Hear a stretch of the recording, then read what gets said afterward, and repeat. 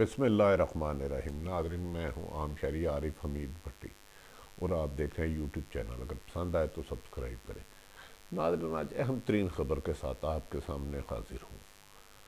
آپ جانتے ہیں کہ پاکستان کی اکانومی بہتر نہیں اور پاکستان کے لوگ اوورسیئرز پاکستانی جو دور دراز علاقوں میں جا کے پاکستان کو کاروبار پہ بھیجتے ہیں اور پاکستان میں یہ اکانومی ریڑھ کی ہڈی ہے، خصوصاً مڈل ایسٹ میں جانے والے پاکستان جو ادھر دن رات کاروبار، بزنس، محنت مزدوری کر کے پیسے بھیجتے ہیں، اس سے پاکستان کی اکانومی کو بہت زیادہ بوسٹ ملتا ہے اور ان کا بھیجا ہوا زیر مبادلہ ہماری اکانومی کو سہارا دیتا ہے۔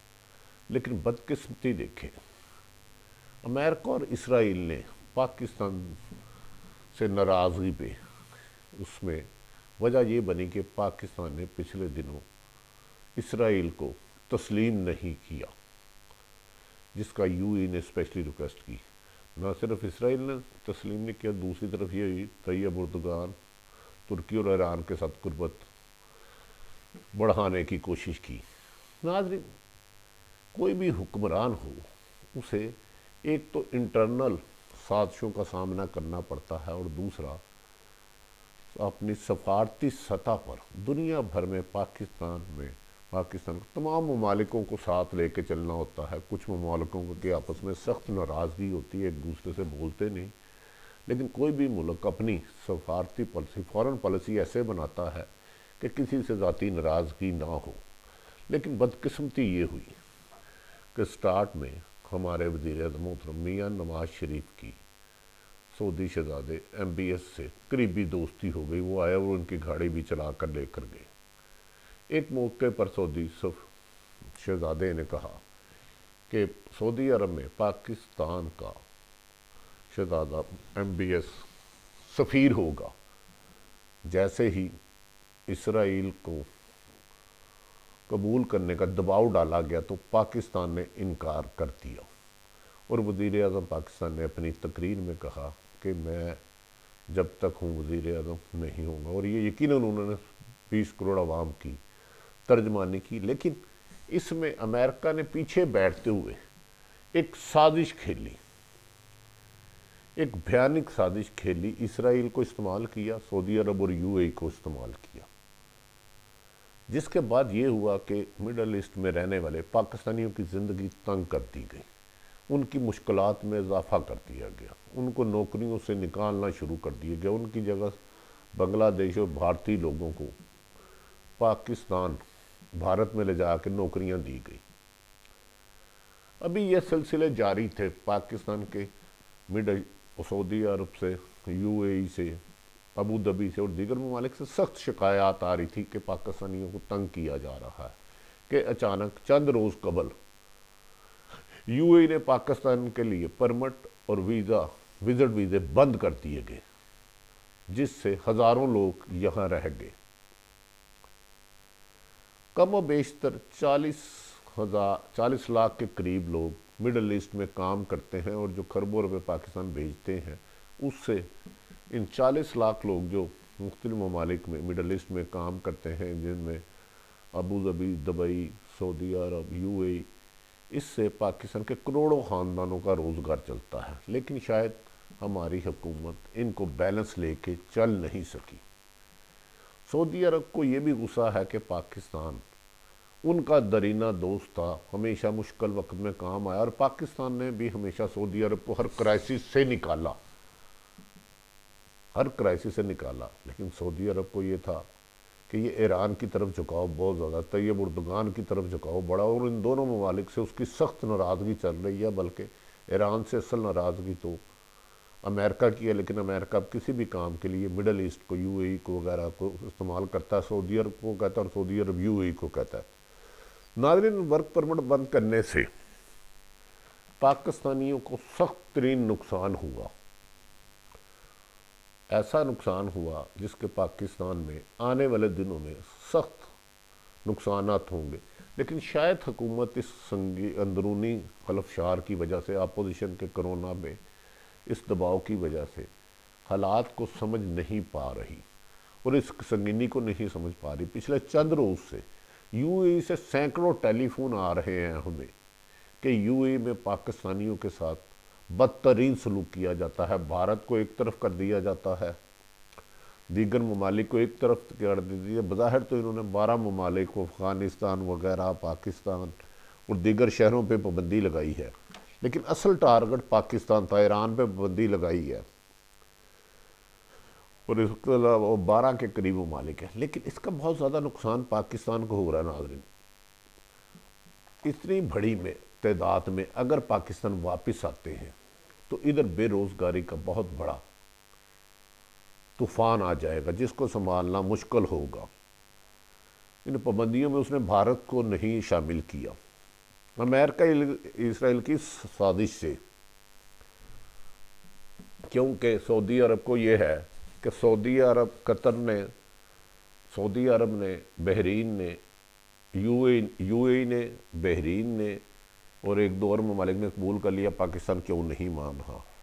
یہ دوستی کبھی کبھار کہی جاتا تھا، بحرین نے بھی ان کو قبول کیا، ابوظہبی نے بھی قبول کیا، لیکن پاکستان نے نہیں مانا تو یو اے ای نے پاکستان میں کاروبار کرنے والے لوگوں کو تنگ کرنا شروع کر دیا، ان کے کاروباروں پہ چھاپے مارے، انہیں گرفتار کیا جاتا رہا، ان کی لمبی لمبی لائنیں بنائی جا رہی ہیں۔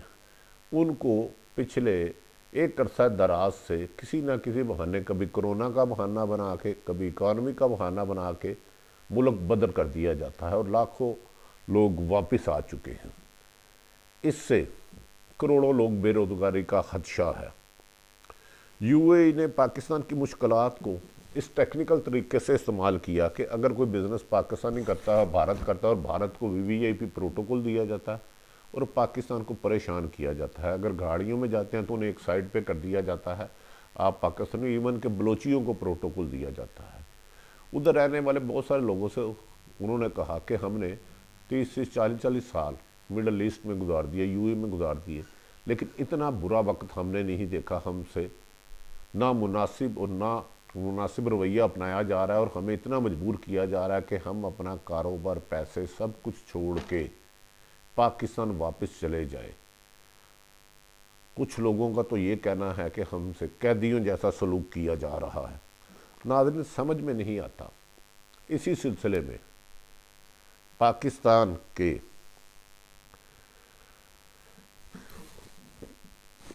اسٹیٹ بینک نے پاکستان کی کچھ لوگوں کی جبری واپسی کا بھی عندیہ دیا ہے کہ یو اے ای سے جبری واپس کیے جا رہے ہیں، اور جس وجہ سے سخت نقصان ہو رہا ہے۔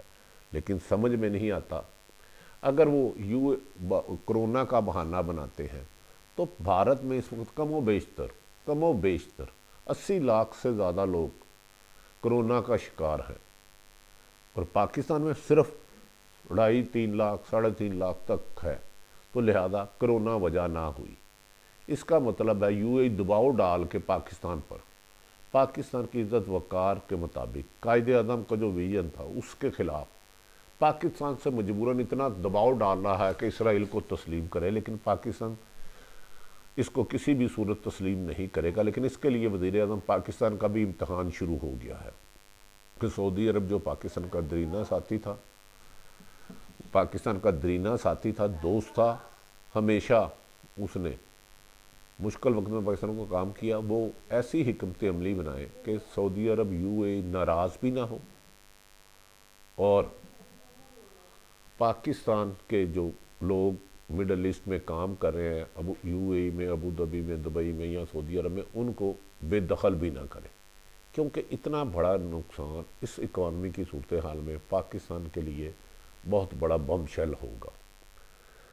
ناظرین، وزیر اعظم پاکستان کو بھی چاہیے تھا، اگر وہ جانتے ہیں کہ طیب اردگان سے MBS سعودی شہزادے کی نہیں بنتی، تو ان سے اتنی قربت کی پینگیں نہ بڑھاتے۔ ایک طرف تو ان کا جہاز لے کے امریکہ جاتے ہیں، دوسری طرف طیب اردگان سے دوستی اور معاملات، فلمیں بنانے کی کوشش کرتے ہیں۔ میں سمجھتا ہوں ہمارے سفارتی فورن پالیسیز میں کامیاب طریقے سے نہیں چلائی جا سکی، جس کی وجہ سے ناقابل یقین نقصان ہونے کو جا رہا ہے۔ اگر اس نقصان کو نہ روکا گیا تو پاکستان کے لیے مشکلات میں اضافہ ہوگا۔ ایک اندرون ملک کی اکانومی نہ ہونے کے برابر، مہنگائی، بے روزگاری عروج پر۔ دوسرا، یو اے سے اور سعودی عرب سے اگر لوگ واپس آنا شروع ہو گئے تو کروڑوں خاندان بے روزگار ہو جائیں گے۔ اسرائیل کو، یہودی لابی کو چاہیے کہ وہ بھارت کے ساتھ دوستی ضرور نبھائے لیکن پاکستان کے خلاف انتقامی کارروائی نہ کرے۔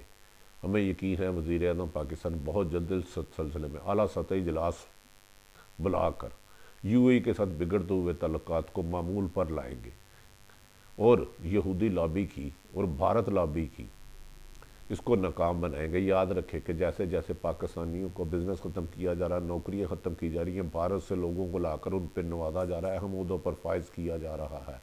اور یہاں اب تو اسرائیل کو، یو اے میں رہنے والے لوگوں کو یہ بھی کہا جا رہا ہے آپ کو بڑی تبدیلی کا شوق تھا، آپ کی حکومت نے ہماری بات نہیں مانی تو ہمارے ملک میں آپ کے لیے روزگار نہیں۔ ہمیں یقین ہے کہ Middle East, UAE, Abu Dhabi اور سعودی عرب سے درینہ دوستی ہے، اسلامی ممالک ہیں، وہ بھی اس وقت حالات کی مناسبت سے فیصلہ کریں گے اور کچھ ایسا فیصلہ کریں گے کہ پاکستان سے جو سعودی عرب نے اب 300 ارب ڈالر مانگا ہے، جس سے کچھ رقم واپس دے دیا، ہمیں چین یہ رقم نہیں دے گا۔ کہا جا رہا ہے ان تعلقات خراب کرنے میں وزیر اعظم کے قریبی ایڈوائزر جو انہیں ایران لے گئے، اس نے بھی بہت زیادہ رول ادا کیا ہے۔ وزیر اعظم پاکستان عمران خان اس وقت 22 کروڑ عوام کے وزیر اعظم ہے، اپنے چند دوستوں کے نہیں۔ ہمیں یقین ہے کہ ان میں اہلیت اور قابلیت بھی ہے، وہ پاکستان کو اس کرائسس سے نکالیں گے۔ مڈل ایسٹ، یو اے میں ہونے والے خصوصاً اوورسیز پاکستانی ریڑھ کی ہڈی ہے، انہیں کرائسس سے بچائیں گے۔ ناظرین، عارف حمید بھٹی کا یوٹیوب چینل پسند آئے تو اسے لائک کریں، اسے سبسکرائب کریں، ارد گرد رہنے والوں کا خیال رکھیں۔ پاکستان زندہ باد۔